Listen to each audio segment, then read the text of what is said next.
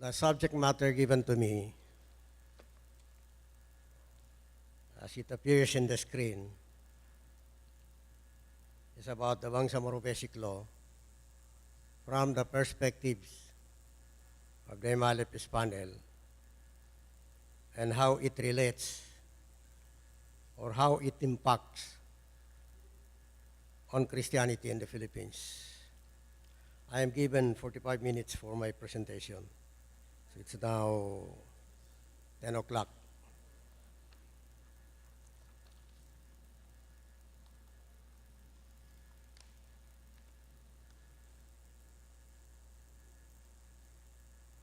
Okay, first slide.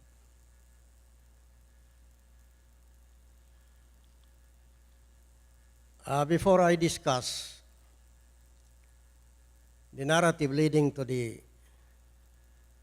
Bangsamoro Basic Law, let me give a very brief background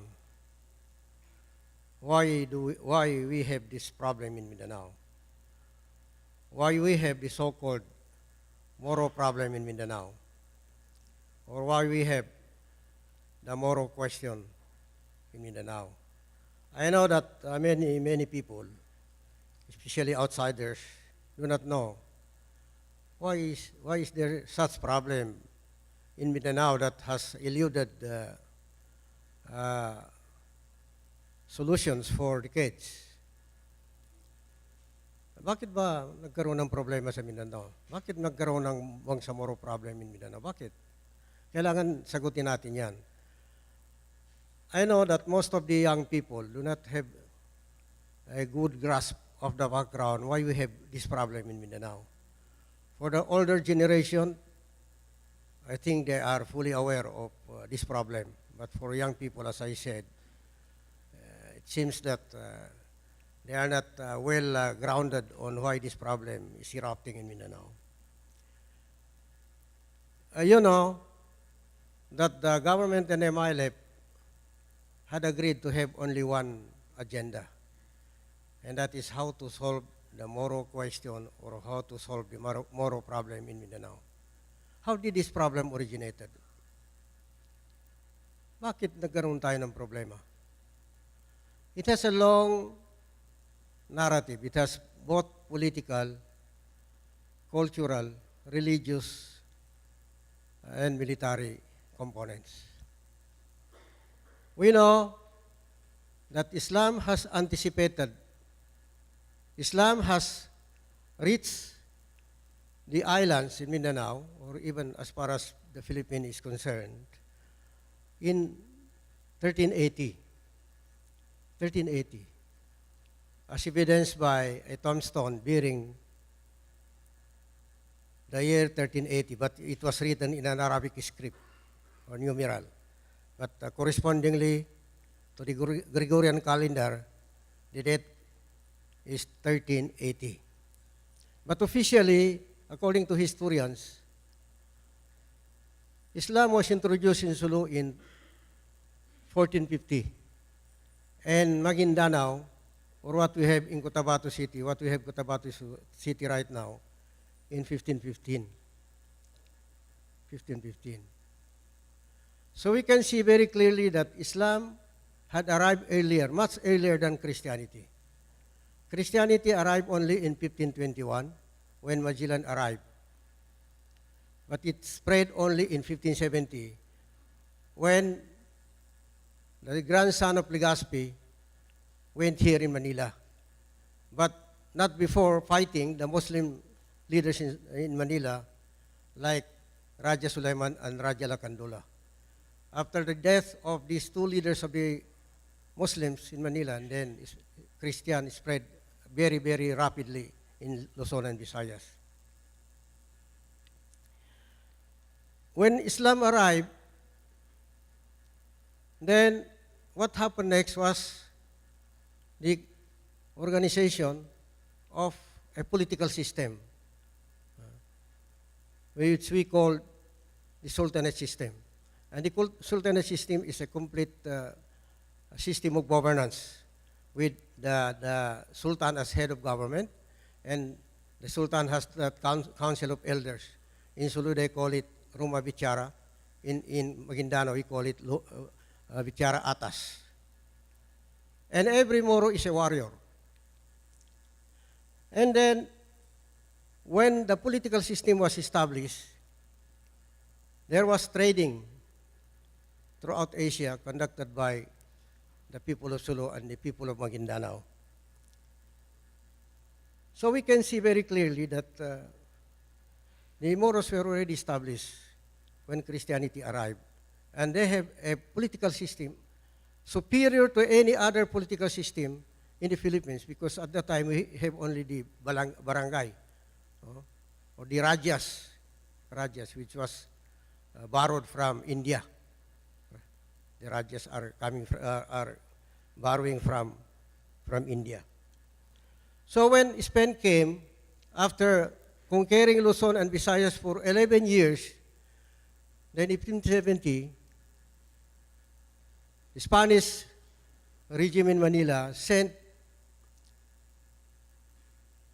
a military expedition to Mindanao, and that was the start of the Moro-Spanish War that lasted for more than 300 years. Even at the exit of the Spaniards in 1898, the Moros were still in control in most of their areas. The Spaniards only conquered or controlled their fortification in Mindanao, but not most of what had been held by the Moros as their areas or as their entities. So when the Americans arrived after the defeat of Spain in 1898, the first thing the Americans did was to sign the Kerambets Treaty, which to a certain extent recognizing the sovereignty of the Sulu Sultanate. And then on the other principalities or sultanates in Mindanao, the Americans had an oral agreement that the Americans will also recognize and respect the various principalities or sultanates in mainland Mindanao. But the Americans came to acquire lands and to have political control over the Philippines, including Mindanao. So after that, it was very clear that the intention of the Americans was really to acquire lands and to exert control over the people of Mindanao, as well as the entire Philippines. So immediately there was war between the Americans and the Moros. And then during that time, we can see the most bloody massacres in Budahu in 1908 or 1905. More than 1,000 or almost 1,000 Moros died in a volcano in Sulu. It can still be seen in Sulu, that Budahu 110. There is an extinct volcano in Sulu. It can be visited by people. And then another massacre was the Budbaksak. More than 600 Moros perished in one encounter. So to make this story short, just to make you a glimpse of why we have this problem in Mindanao. First, what the Americans did was to administer Moro affairs through military and what we call the politico-military approach. And then second, from 1903, the Americans organized the Moro province. And the Moro province was composed of Sulu, Zamboanga, Cotabato, Lanao, and Davao. So during that time, more than 90% of the populations are Moros and Muslims. That was from 1903 up to 1915. And then in 1915, the Americans signed another agreement. We call it the Carpenter Agreement with the Sultanate of Sulu. And then after that, the Moro province was renamed Department of Mindanao and Sulu, and then later Bureau of Non-Christian Tribes, etc., etc. So when the issue of independence cropped up, the Moros were against the grant of independence to the Philippines that would include Mindanao.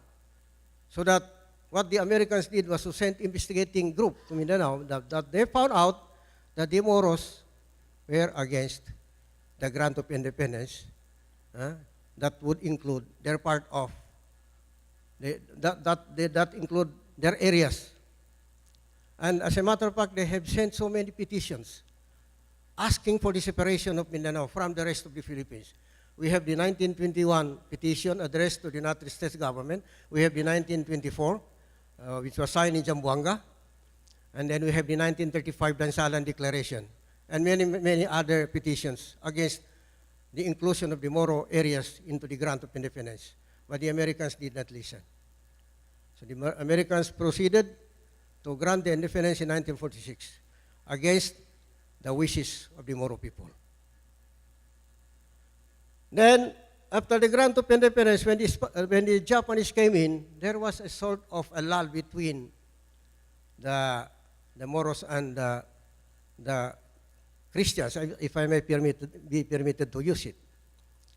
Because the coming of the Japanese invaders cemented the relationship between the Filipinos and the Moros, because there was a common foe. Although whether you join the Americans or you join these Japanese, you are still joining a wrong side of history, because both the Japanese and the Americans came here to conquer and to acquire more and more lands. But when they were already as part of the Republic of the Philippines, things went very well. Things went very well. Although there are some banditry or lawlessness in Mindanao, but generally the situation in Mindanao was very good. And that's why the government adopted the policy of integration. And they even organized an office, the Commission on National Integration, wherein I was one of the scholars who studied here in Manila, because the approach of government was really to integrate the Moros into the national body politic. But nobody questioned us. The leaders of the Moros did not question that. But all of a sudden, on March 18, 1968, the Jabida massacre happened. That was an eye-opener as far as the Moros are concerned. Because even if they are already part of this republic, and many, if not most, were already accepting that they are Filipinos, but still this massacre happened. So the Jabida massacre on March 18 was an eye-opener to the Moro people, especially the youth, including us who are studying in Manila. So that was the beginning why the Moro National Liberation Front was organized, and that was the beginning why the Mindanao Independence Movement was organized by Datu Udug Matalam of Cotabato. So I hope I have given you a very brief background of why we have this problem in Mindanao. In short, to summarize it all, the Moros were a separate entity from the rest of the Philippines. As a matter of fact, had Christianity been suspended for 50 years, then the history of the Philippines would have been reversed. Maybe the problem is not Moro problem, but Christian problem or Filipino problem, because we were the majority here. But that's it, that's fate. We cannot argue what happened, because that is qadr. In Islam, that is qadr. It's God's will. So we cannot reverse that, and we have no right to question that. Anyway, we'll proceed with the presentation. The narrative leading to the BBL. So here, 1976, triple agreement between the GRP and the MNLF. I was part of the MNLF then. It was signed in Libya. Then 1996, during the time of Ramos, we have the GRP MNLF final agreement. Then January 7, that's the start of the GPH or GRP MILF peace negotiation. Why? Maybe the question is, why did the MILF enter into another negotiation with the Philippine government when there was already that GRP MNLF final agreement? Well, it was a very hard decision on the part of the MILF, because immediately after signing the GRP MNLF final agreement between the MNLF and the government, President Ramos sent Executive Secretary Ruben Torres to the MILF leadership, whether to be part of the MNLF in that agreement or to conduct a separate negotiation with the Philippine government. It was a hard decision, but after some discernment, soul-searching, the MILF leadership finally decided, after looking at the 1996 agreement, decided to enter into a new round of negotiation between the government and the MILF. Why did the MILF decided to conduct a negotiation within the Philippine government when there is already the GRP MNLF final agreement of 1996. There are many reasons. There are many reasons. But I will cite you two important issues that made the MILF decide to conduct negotiation within the government. One is that the issue of right to self-determination, which is recognized by international law, has been foreclosed in the 1996 agreement. The MILF argument is very simple. No person, no group, no organization can foreclose the right to self-determination of our people. But the 1996 agreement foreclosed that right to self-determination. So that's one area, that's one issue, which to the MNLF is a vital issue that cannot be decided by the MNLF alone. But that can be decided by any other group because RST cannot be foreclosed. Even if we foreclose it now, the next generation can assert that. The second issue in the MNLF GRP final agreement is about the totality clause. The totality clause says that when there is a conflict in the interpretation of the 1996 agreement, gobyerno ang bahala mag-interpret. Kung anong sasabihin ng gobyerno, yun ang masunod. So, we cannot agree to that. Because the 1996 agreement is a product of compromise between government and MILF. It should not be the government that should interpret that alone. It should be a bilateral decision or bilateral function. And then third, if you look at the 1996 agreement, it's not a bad agreement because after all, there is no perfect agreement, but it is lacking in many ways. That's why if you look at the framework agreement ni Bangsamoro, comprehensive agreement ni Bangsamoro, all the good points in the 1996 agreement are contained in the framework agreement ni Bangsamoro, comprehensive agreement ni Bangsamoro, as it is now appearing in the Bangsamoro Basic Law. Okay. So, July 18, 1997, general cessation of hostility, Cagayan de Oro City, doon pinirmahan. Then, 2000,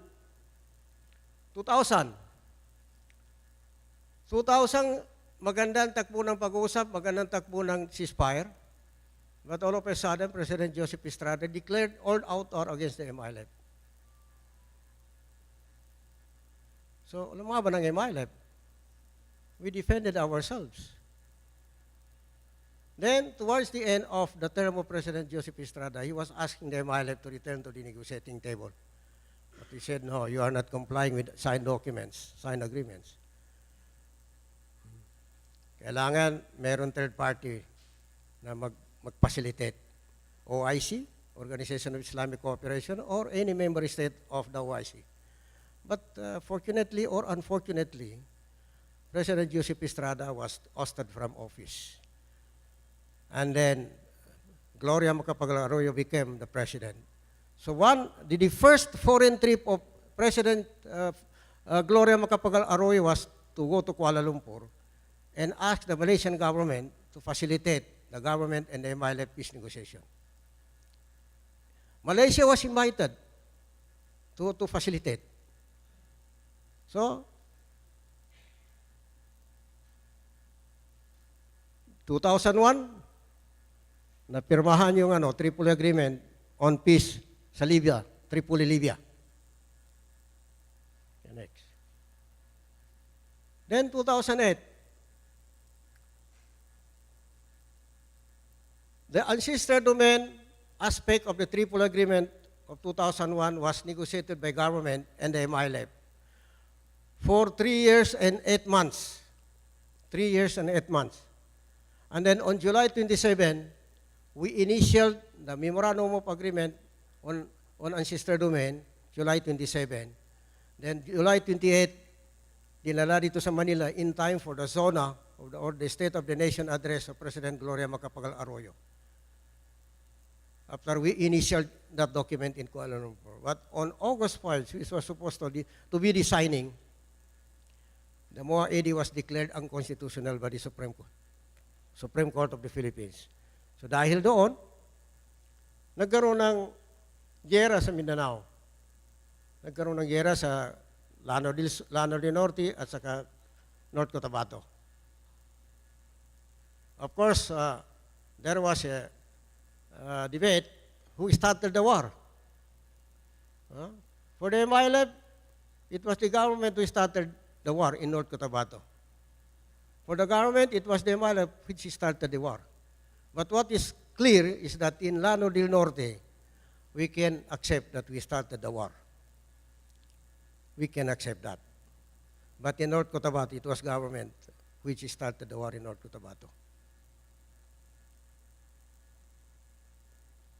On August 2011, President Aquino and MNLF Chairman Murad met in Tokyo. Actually, that decision of the President was not very popular. There are so many who are against it. But the President pursued his decision and went to Tokyo to meet Chairman Murad Ibrahim. And then October 15, 2012, the framework agreement on the Bangsamoro was signed. December 17, 2012, the creation of the Bangsamoro Transition Commission.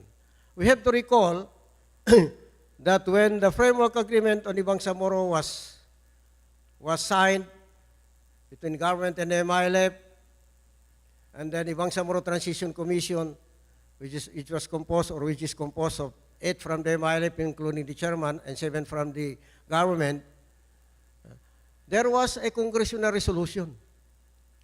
The Senate has adopted a resolution supporting the framework agreement on the Bangsamoro, expressing the sense of the upper house of Congress.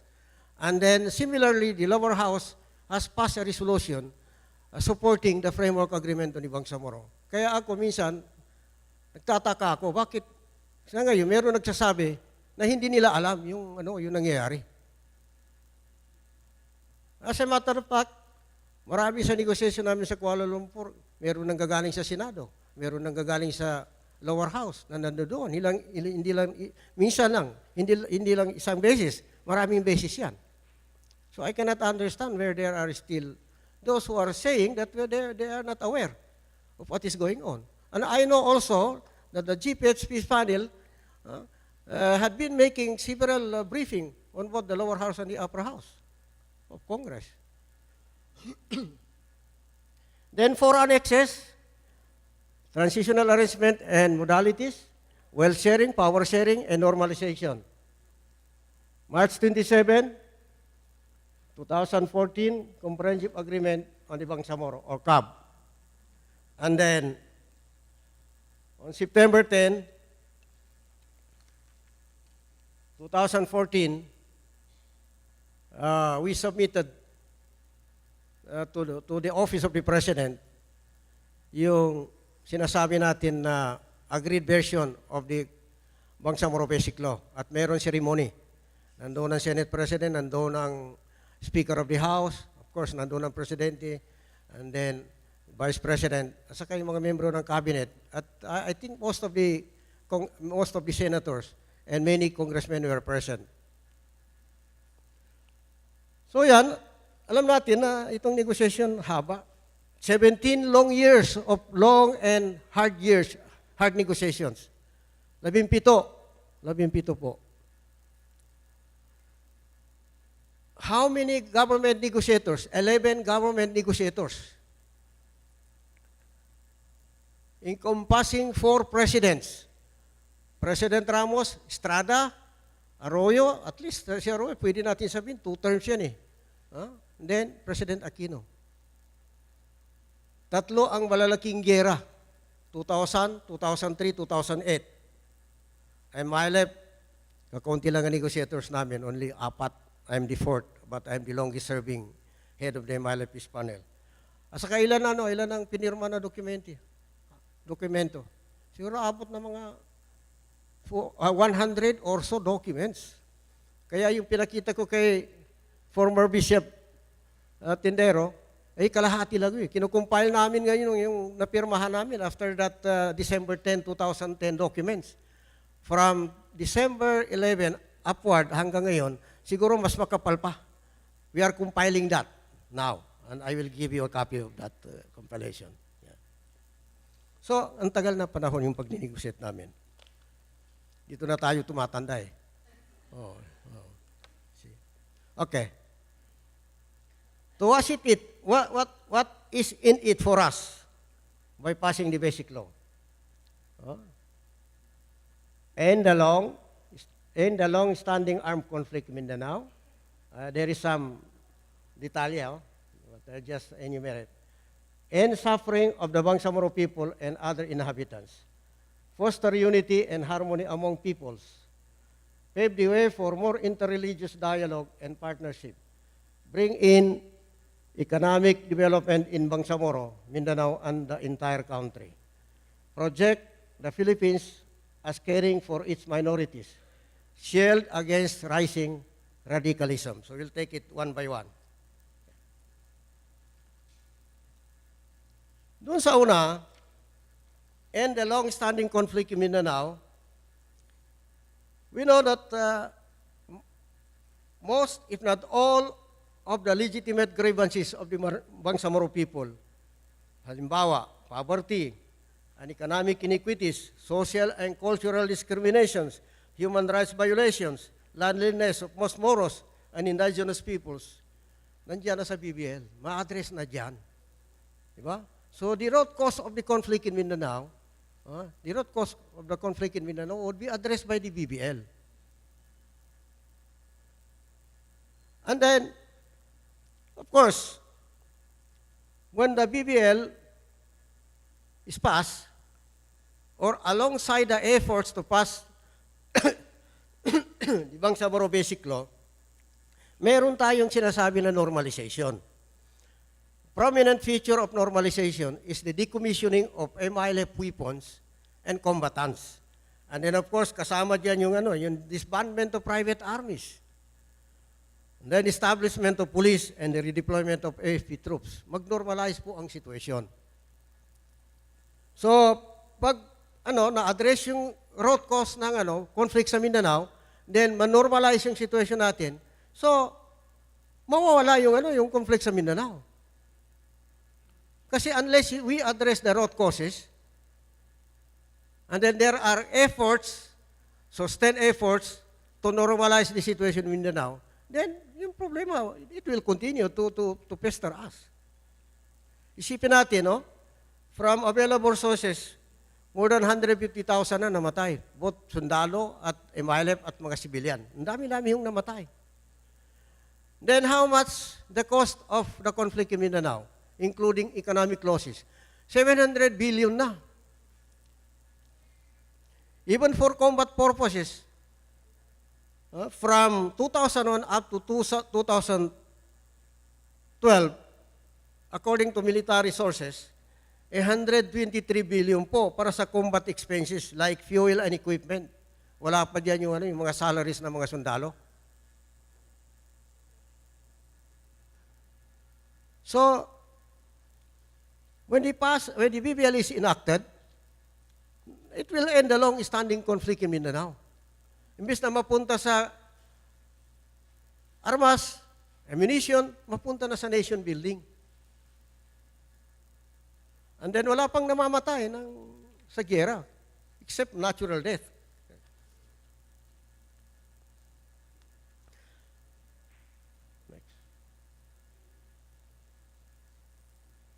When the BBL is also enacted, it ends the suffering of the Bangsamoro people and other inhabitants of Mindanao. Of course, the center of the storm is in the Bangsamoro areas. But yung mga nakapaligid na mga areas, apektado na rin yan. And then the whole of Mindanao. And then, entire Philippines is also affected. Kasi if there is a war in a certain part of the Philippines, then naturally, apektado yung buong Pilipinas. Kumbaga sa isang tao yan, pag sumasakit ang kalingkingan, sumasakit din yung buong katawan. You can feel it. So when there is no war, when there will be no war between the MNLF and the AFP, then mas focus tayo doon sa livelihood and yung pangangailangan natin. Then, the healing and reconciliation process will start. Masyadong nasaktan yung mga damdamin po natin, especially yung mga biktima ng giyera sa Mindanao, so we can start the healing process.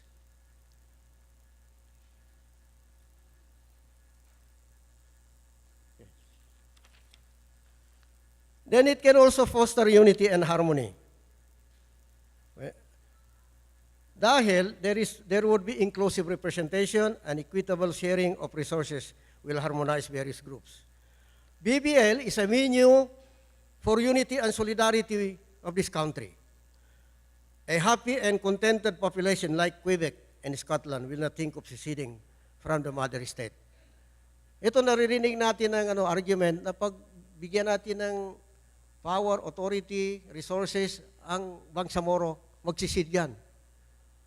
Alis yan sa Pilipinas. Minsan pa nga, ang sinasabi, pag bigyan natin ng pira, bibilihan ng armas, bibilihan ng aeroplano, barko. I think that's too much of the issue. My sense is that when people are happy, they will not think of any extreme things to do.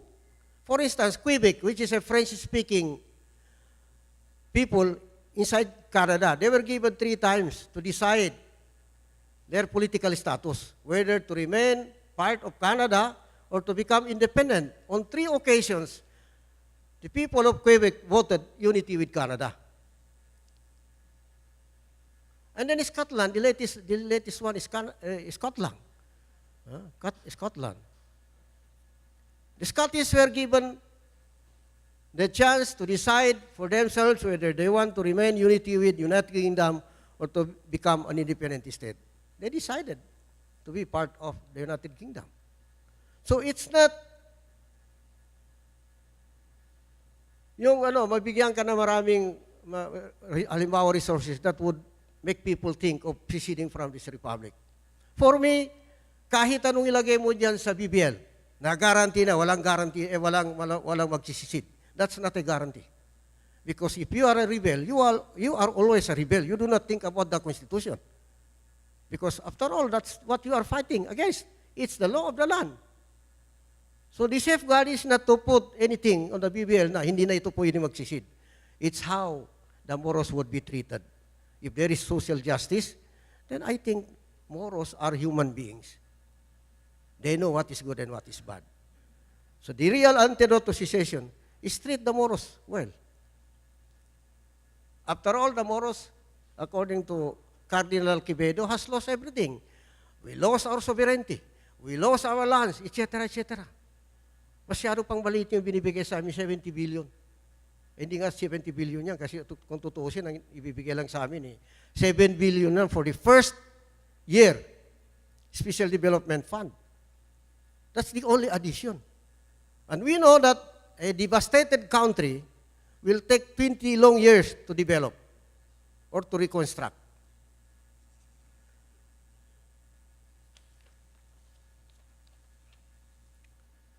Then pave the way for more interreligious dialogue and partnership. I think I would not discuss it lengthily because it's already self-explanatory. I'm catching up with the time. Then bring in economic development in the Bangsamoro, Mindanao, and the entire Philippines. Yung mga foreign investors, when there is peace in Mindanao, it will attract foreign investors. Kasi alam niyo, mga negosyante, ang unang iniisip nila, peace and order. Kung magulo ang isang lugar, hindi yan papasok. And then it will maximize yung potentials ng mga Bangsamoro. Alam niyo, there are comments that the Moros are lazy. The same accusation against the Filipinos during the Spanish time. Tamad daw ang Filipinos. Kaya, matawag, indolent, tamad. Dahil, pag yung mga Filipinos maghanap buhay at malalaki ang makukuha, minsan kinukuha sa kanila . And then for the Moro peoples, how could we maximize our potentials when today we are planting rice and tomorrow we will evacuate? Diba? We will evacuate.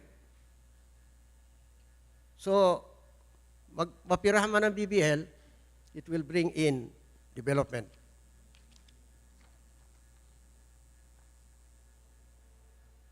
And then, ano pa makukuha natin sa BBL kung may pasayan? It will project the Philippines as caring for its minorities. It is said that the Philippines is the only Christian country in Asia. With the current situation all over the world, there is ethnic cleansing, there is interreligious problems, the rise of extremism.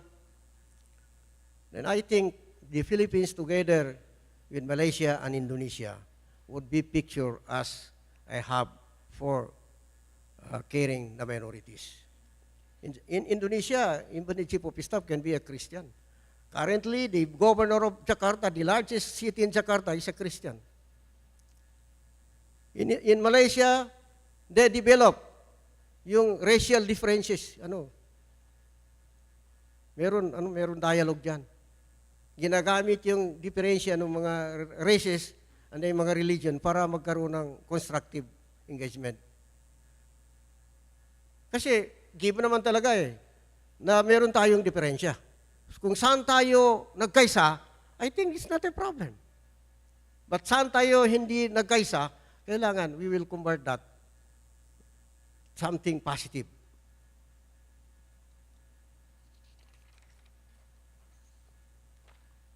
Okay.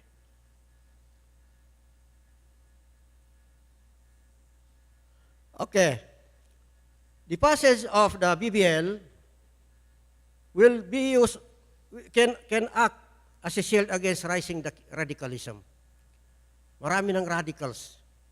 We have the Boko Haram, we have the Sabab, we have the ISIS. But wonder of all wonders, many of the leaders of ISIS are coming from the Western areas, Western countries. And then if you look at the activities of the ISIS, which the MNLF condemns not just the savagery, but even the ISIS itself, is that it does not benefit Islam, it does not benefit the Muslims, it does not benefit the Muslim countries. But Israel is the one benefiting from what is happening in the Middle East right now. So when the BBL is enacted, I think, kung wala na rin gulo rito sa Mindanao, or yung gulo medyo nabawasan ng husto, wala na yung mapuntahan yung mga radical na yan. Di ba? Kasi di Bangsamoro, the MNLF will be partners to the government. With government and MNLF as partners, I think we would be able to surmount problems that face both the government and MNLF. Because what is good in the MNLF, modesty aside, is that the MNLF is popular. Yung taong bayan, although not all of the Moros are subscribing to the MNLF, but majority of the Moros are looking up to the MNLF as something to follow.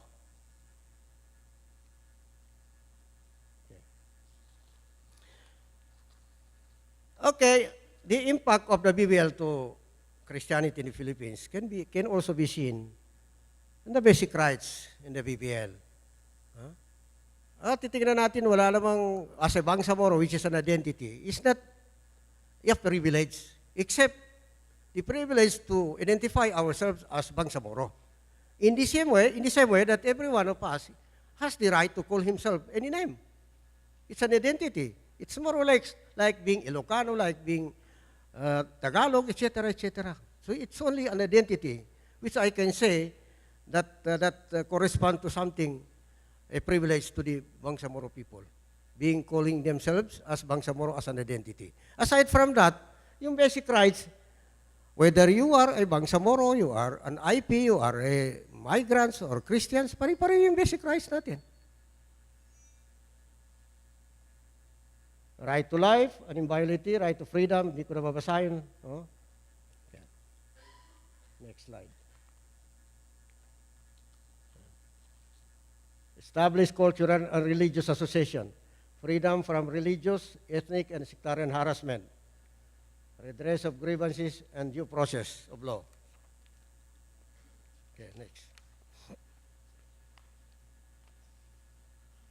And then human rights. Makikita natin dyan sa BBL na mayroon provisions on human rights na pwede natin magamit na para sa ipaglaban natin ng karapatan natin.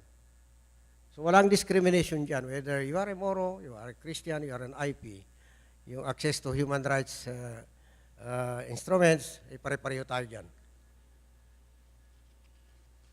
Next. Vested property rights, ito ang one of the most asked questions.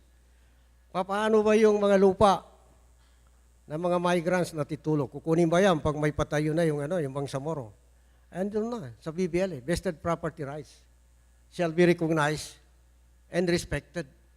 Alam nga naman, gusto mo magkaroon ng kapayapaan, gusto magkaroon ng katarungan, pagkatapos pag ikaw na-empower, yun ang gagawin mo. Palagay ko, hindi yun dapat na mangyari at hindi dapat na ganun ang pangamba natin.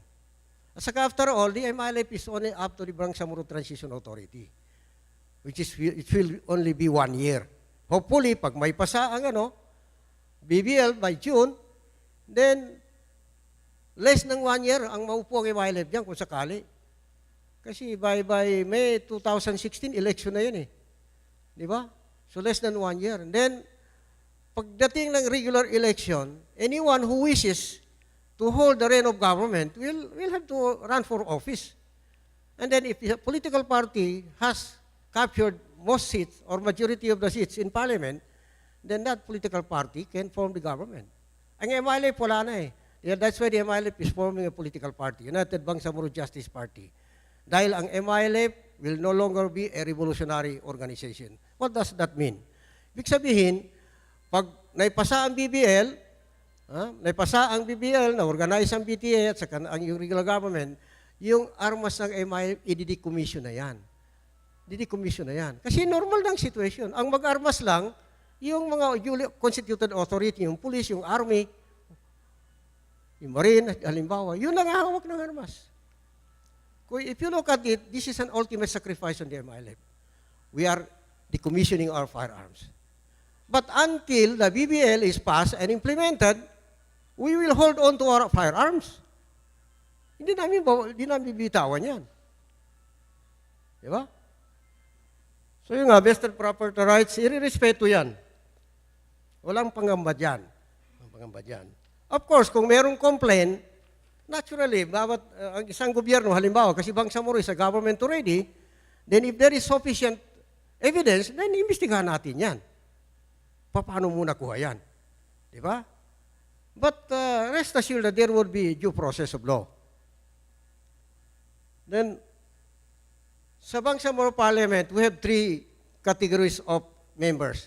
We have the single district representation, yung direct voting na yan, at saka yung proportional representation, more or less yung party system, and then yung reserved seats. If the Bangsamoro government is created, there would be 2 minorities. Yung indigenous peoples, yung indigenous people in the proposed Bangsamoro government or area is only about 3%. And then yung mga Kristiyano doon, they will become also a minority. At I think around 3 or 4. I don't know. I do not know the exact number. So because of that, meron silang reserved seats.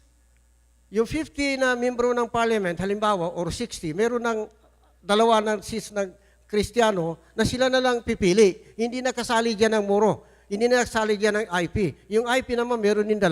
Sila rin ang pipili, hindi sa kasali ang Moro, hindi kasali ang Christian, yung pagpili ng reserved seats para sa IP. Kasi, yan ang real na, that's real democracy. Dito nga sa Pilipinas, I'm not attacking, but the reality here is that the members of the Senate, they are elected at large. Alam mo naman natin election dito sa Pilipinas, yung wala kang pera, halimbawa, diba? Hindi ka mananalo. So, while there is democracy there, but I can see it at tyranny of the majority. Ang mananalo yung majority. Kaya nga, tingnan natin yung Senado. Dalawa dyan ang magkapatid. Di ba? Mayroong babae, lalaki at babae. Mayroon dyan lalaki-lalaki. Kontrolado nila eh. So where is democracy there?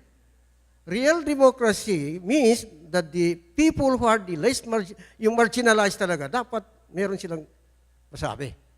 Di ba? That's democracy. Di ba? Kaya sinigurado namin, kasi pag yung membro ng parliament ng Bangsamoro ay elected at large, hindi naman nanalo yung mga IP, hindi naman nanalo yung mga Kristiyano. Di ba? And then, the good thing here, kasi yung population sa district, 100,000. So, Cotabato City has a population of around 275,000 or even more than that. If it reaches 300,000, and then opportunity comes, then ma-divide namin ng Cotabato City into 3 district, single district representation. So yung sa gitna, nandun ang mga Kristiyano. Malamang makuha nila yung nasa sentro kasi silang marami dyan. Then of course, Isabela City also is 50-50. Eh alam mo naman yung mga Moro minsan, di sila nagre-register eh. Nagre-register sila, di sila bumuboto. So malamang Isabela, makuha ng Kristiyano yan. Di ba? Of course, this situation is temporary. Di ba? Temporary. Okay. Yung Sharia system, kinatatakutan, no? Kinatatakutan. Sharia applies only to the Muslims. Sa Muslim na, hindi yan mag-apply sa Kristiyano, yan mag-apply sa, sa mga indigenous people. Okay. Okay, status of the BBL. Yung supporters.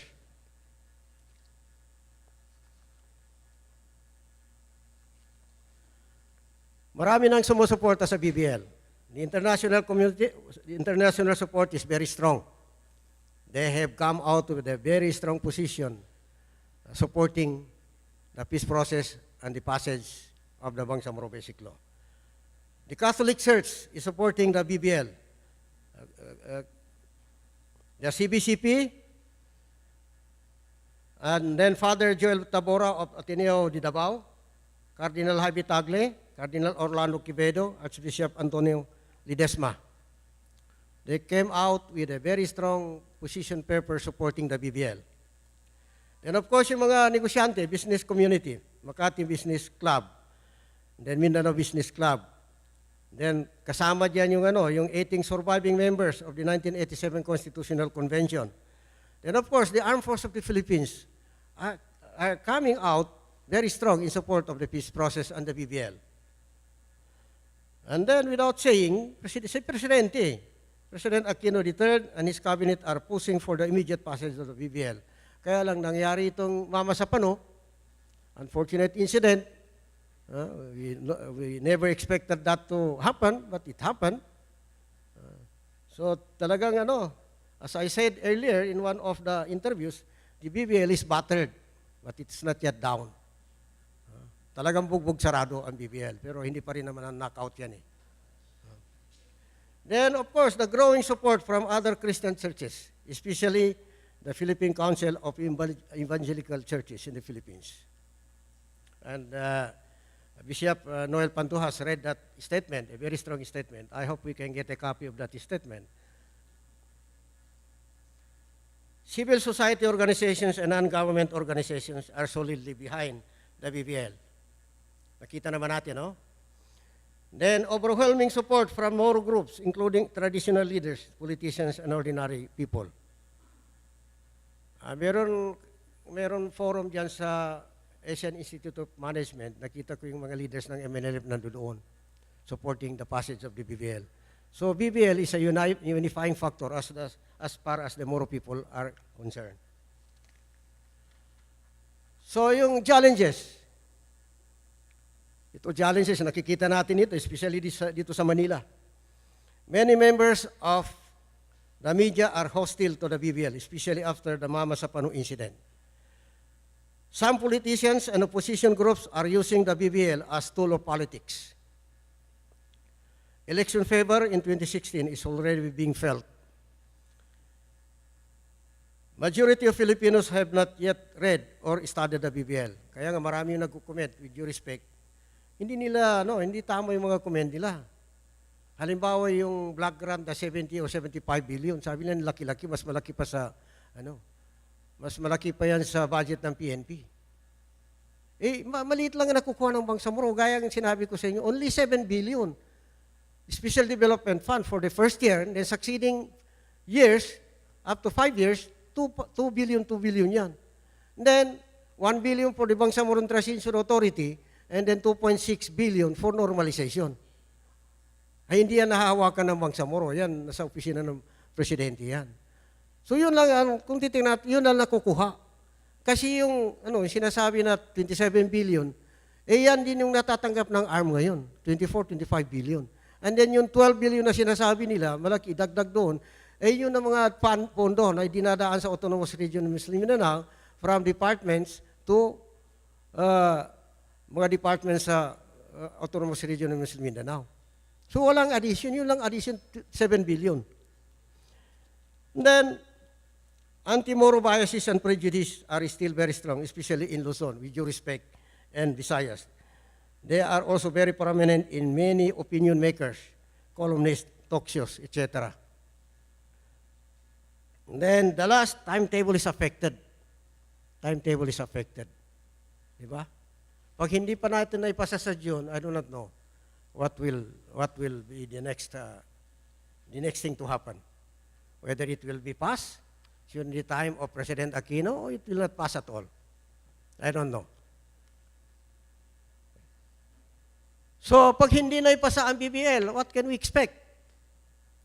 Of course, in all my interviews, I never answer questions which are hypothetical. I said, there is only one option as far as the MNLF is concerned, and also for government, and that is to pass the BBL. There is no other option.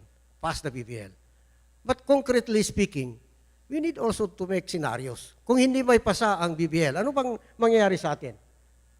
Ang opportunity which only knocks once, wala na yan. Hindi natin mapirma ng BBL. Hindi natin alam how long will it take us to have this opportunity appear again. I do not know. That's why opportunity knocks only once. Pag hindi natin naipasa ngayon, hindi ko alam kung kailan pa yung maipasa. Baka next generation. Hindi ko na kaya mag-negotiate for more than 10 years eh. You know. Maybe the spirit is willing, but the body is weak. Yeah. Okay. Then, alam niyo, meron direct equation sa negotiation. Kung tumataas ang takbo ng pag-uusap, bumababa ang frustration. Pag bumababa ang takbo ng pag-uusap, o di kaya kasama dyan ang pagpasa ng BBL, bumababa ganyan, tumataas ang frustration. Pag hindi na ipasa, we can expect frustration of the people will rise above normal level. Mawalan sila ng pag-asa eh. Di ba? And then, the problem will continue to pester us, including government. And it may even worsen. Baka lalala pa yan. Di ba? Then, third, the MNLF clout, popularity and effectiveness will sink to the lowest level. The MNLF will not decommission its weapons and combatants. Pag hindi ito napasa, kasi ang sinasabi namin sa taong bayan, especially mga Moro, kasamahan namin, both political and military, sabi namin, this is the way to solve the conflict in Mindanao through a negotiated political settlement. But 17 long years have passed, then dumating tayo sa punto na hindi pala ito ma-realize. So, yung thesis ng MILF na this is the correct way, mawalan kami ng saysay. So, yung mga radical, sabi na, hindi tama pa rin sa inyo. So, sila mabibigyan ng moral ascendancy na sabihin nila na kami ang tama. So, ang consequence niyan, maraming tao na maniniwala sa kanila, makikinig sa kanila, na yung tama yung sa kanilang pamamaraan. So, that's why the MNLF will lose that credibility and clout. And then, fourth one, uncertainty may even give way to lawlessness in many parts of Mindanao. Kasi wala nang clout ang MNLF. Yung legitimacy ng MNLF mawalan, so lawlessness will happen. Diba? Meron mga tao na hindi na makikinig. And then, the radicals, as I said earlier, will have greater say on how situation develops in Mindanao. Of course, alam natin na in every society, even in the United States of America, even in the most advanced countries in the world, there are always radicals. Nature ng tao yan, may radical eh. Ang problema, dito sa Mindanao may armas eh. Di ba? Yung radicalism mo, pagkatapos meron kang armas, talagang problema yan. But even in the United States, from time to time, lumalabas yung radicalism doon. Ang dami rin namamatay, di ba? So yun na nga, pag hindi ito naipasa, yung radicals will have greater say on how the situation develops in Mindanao. And then, pangpito, we do not know whether the international community will still engage us. Kasi yung negotiation, pag hindi na-implement yan, ayun doon sa pinirmahan namin mga dokumento, hindi mapirma ng exito agreement. Natapos ang negotiation. At saka yung normalization, maantala yan. Di ba? Kasi yung decommissioning ng MILF, nakatie up yan sa ibang mga tracks. Halimbawa, mangyari itong decommissioning. Pag hindi ito nangyari, hindi ito mangyari. Nakatie up yan. Di ba? So, delivery, kailangan mutual ang delivery ng gobyerno sa MILF. Mag-deliver ang MILF, mag-deliver na rin ng gobyerno. Mag-deliver ang gobyerno, mag-deliver ang MILF. Decommissioning has to take place linked to the other tracks of normalization. Then of course, mangyari sa Pilipinas, hindi maka-take off. Hindi maka-take off. So, malaking problema pag hindi ito na-develop ang Pilipinas. Di ba? So, I will end my presentation here. Medyo mahaba ng konti, pero I cannot shorten it.